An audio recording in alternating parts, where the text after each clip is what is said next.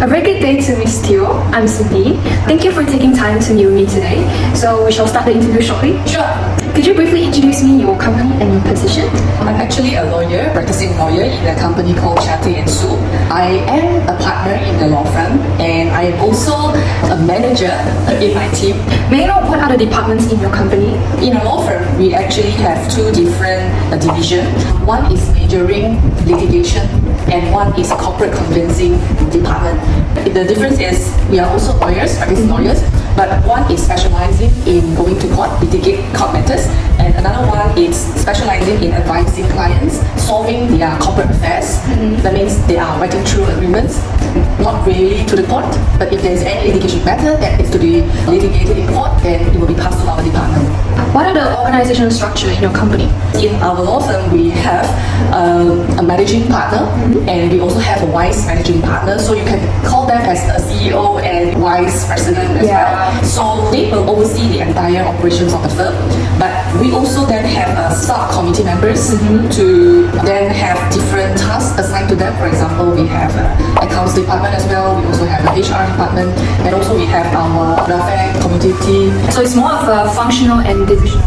How is the command from the top management delivered to your organization? If you are talking about the entire law firm, the managing the entire law firm, then of course the managing partner will then deliver to all of us in sometimes the memo via emails or what. The managing partner will then communicate to each of every team member's leader, and each team leader will then communicate to their own juniors and to their own staff within the team itself. So it's quite of a narrow span of control, right? Yes, that's right. So as you mentioned above that you're the manager from Chatty & Sue, how many direct reports do you have?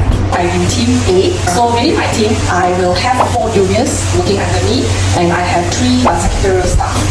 May I know how do you balance the need for formalization with the need for flexibility and innovation? A law firm has to be innovative, I suppose, because the law develops every day. New issues, the problems arises also will be different. We need to have a lot of input from the youngers. In terms of skills and specialization, we will have to always come up with new strategy, new ideas to cater to whatever problems that our client is facing. What are the skills are required in your position on a daily basis? Okay, I think the main skill will have to be, I think the communication skill is very important, interpersonal skills, because we are dealing not with just product. We are delivering services. Our services is actually our legal knowledge.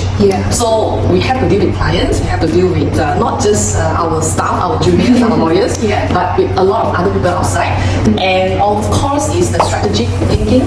So as the skills you mentioned, why do you think that is important for a manager? A strong team to be built. I suppose everyone will have to put effort. If you have this communication problem within a team, if everyone have difficulty understanding each other, then how are you going to progress and work in a harmonious working environment? So one of it, communication is always the priority. Secondly, I think in terms of delivering our quality of services, we need to always improve ourselves. Of course, adding more courses, read more, always have to do research and develop new skills in different types of law and area so that we can provide more services to our clients. There are 3 types of leadership in management, like transformational, transactional, and servant. So which type do you think you belong to? I suppose I belong to the transformational one. This new era is everything about creativity. So what we need is everyone's brainstorming, or what we call that 3个臭皮匠胜过一个诸葛亮, Translated in English is 2 heads better than 1. Yes. What leadership styles are you using when it comes to decision making, like democratic, autocratic, or laissez-faire? Definitely not autocratic. As lawyers, sometimes we see things from not just one perspective. So if we have more different perspective, then we will approach the case differently. So everyone will have their own different approach. But with democratic thinking, we will then have more ideas and we will be more prepared. Sometimes you don't only look for things that are in your favor. You need to look for things that is not favorable to you, because the opponent of you will then use that thing to attack you. So if you are ready and prepared with how to counter, defend what is not in your favor. Do you think it's effective for your department to use this type of leadership styles? Yes, we have to run our own files. So when we run our own files, we need to make decisions every now and then. So sometimes, even though you are not a manager, you must be able to manage your time.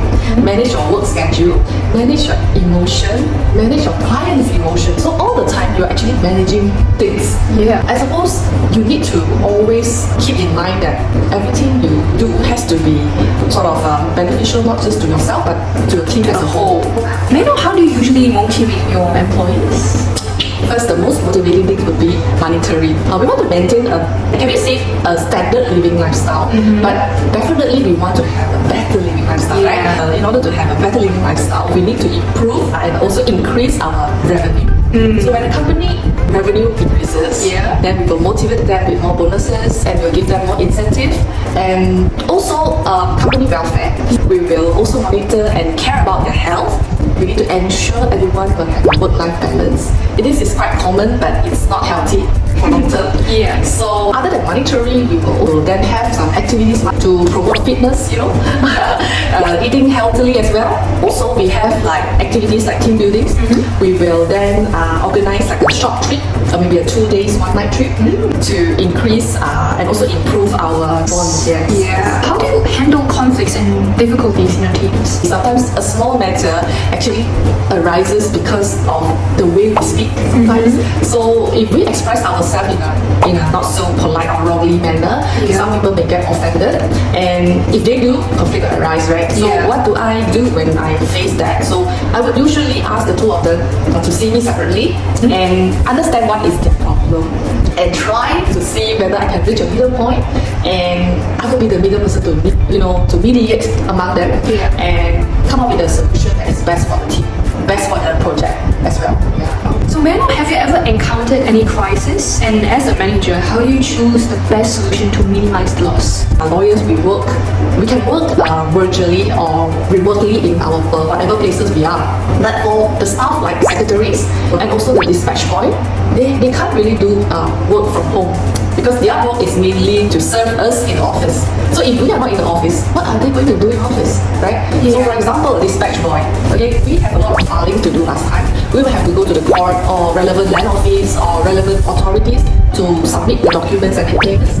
But right now everything is e-filing and you can make online payment. So we don't really need a lot of dispatch boy.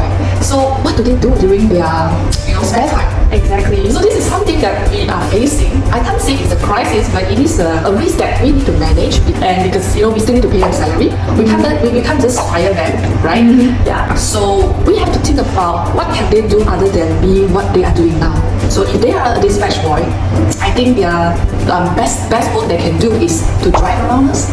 So we then actually uses them as a driver as well to send us to meetings or to send us to court, so that we don't actually have too much loss in that sense. So can you describe the decision-making process? Is it like a centralized or a decentralized process? I would say it's more to decentralized because like I told you, we are actually narrow span control type.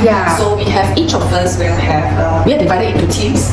So within the team we have to make our own decisions, and every now and then decision has to be made. Like for example, you need to decide whether you are going to do this for your clients. Is this the best way for your clients to solve this problem?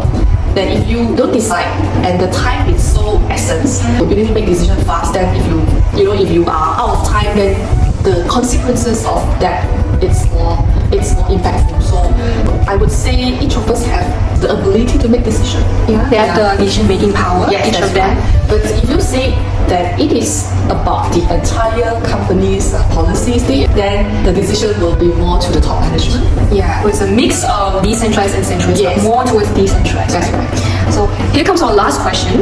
Regardless of the huge crisis you have encountered, how do you actually delegate tasks to your employees within your organization? Delegate tasks would usually be based on their skills, their expertise, and their years of experience. So for example, if they are just a trainee under training, what we do is we have the responsibility to train them, right? So we need to ensure that within this period of training, they receive the proper training and a professional training which will guide them through to be a very good lawyer in future. So what they need to do during the training is they need to develop their research skill. So research skill is not just know how to research the law, but to read and to be analytical, analyze the cases and come up with a solution and the understanding of the law, and so how they can apply this in future if they encounter this problem. So these are all what they need to do. I will delegate research to them, right? So if for those that have 1 or 2 years experience in law, we will then give them a task where they need to actually do draft out their opinions on how to solve these client's problems and the pertinent work that employees do. Okay, so it seems like our interview section has come to an end. And thank you for making time for my interview. Thank you so much, Cindy. Following the interview session, I'd like to share some of my thoughts regarding what a future business professional will need. The first step is to stay abreast of all the latest trends, technologies, and market insights. As the business world evolves, I'll need to adapt my skills, strategies, and mindset accordingly. Also, the ability to communicate effectively. This includes both written, verbal communication, and active listening. Business success requires us to express our ideas clearly, negotiate deals, and build a strong relationship with our clients and colleagues. I believe that strong leadership is essential for success in any businesses, which involves motivating and inspiring a team, delegating tasks effectively, and making difficult decisions when necessary. Well, even though Joycelyn's organization has a narrow span of control, but she always set a clear expectation and direction for a role, which helps me to focus on my goal. Joycelyn also cares about her team's success and growth. She often helps her team to improve their skills and develop their careers by providing guidance, feedback, and mentorship. Work-life balance can be very positive when led by a democratic leader like Joycelyn. Creating a work environment that prioritizes employees' well-being along with productivity creates a supportive and valued environment. A company like Chatton & Sue allows its employees to voice their concerns and suggestions without worrying being ignored or reprimanded. Employees are encouraged to take breaks, take time off when needed, and set flexible work schedules. Democracy promotes a culture of trust and transparency, where employees are kept informed about company decisions and participate in decision-making. As a result, they are treated more like a member of a team rather than just cogs in a machine. As Joycelyn mentioned, events or activities like 2 days 1 night trip or hiking or party after work is usually held to increase their bonds and promote a work-life balance.